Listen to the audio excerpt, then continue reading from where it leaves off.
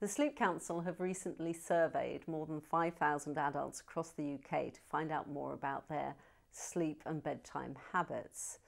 And what we've learned is that they are changing. We are sleeping less than we used to. Now a third of us are getting only 5 to 6 hours sleep a night, and that's 7% more than we're getting that amount just 3 years ago. And also our bedtime habits are perhaps not surprisingly changing. For whilst 4 in 10 of us still choose to read a book before we go to sleep, nearly as many now are watching television in bed, and an increasing number, particularly amongst young people, are checking their emails and talking to their friends over social media. And it will be very interesting to see how these trends change over the next few years.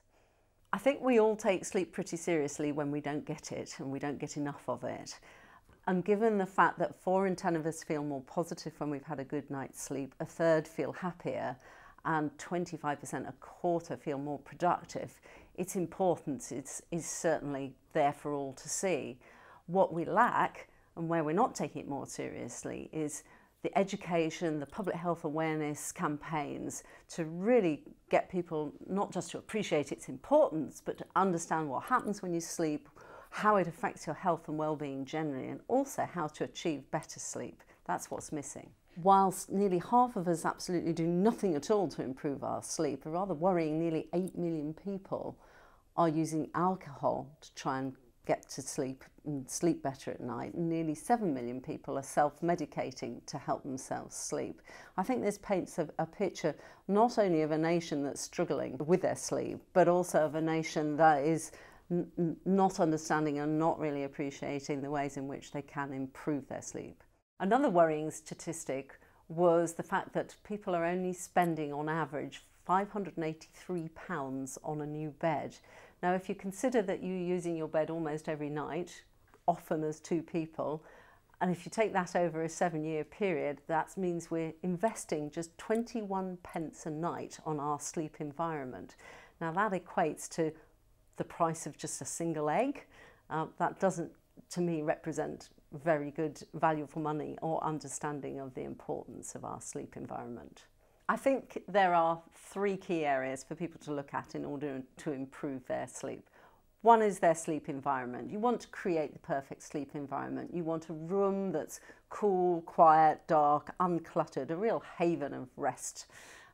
Really attractive place to be. You want a super comfortable bed. It needs to be supportive, it needs to be pressure relieving, it needs to be big enough so that you can move around undisturbed. Second, you need to look at what we call sleep hygiene, and that's your kind of bedtime routine. Our bodies respond much, much better to keeping regular hours, for instance, going to bed and getting up at roughly the same time.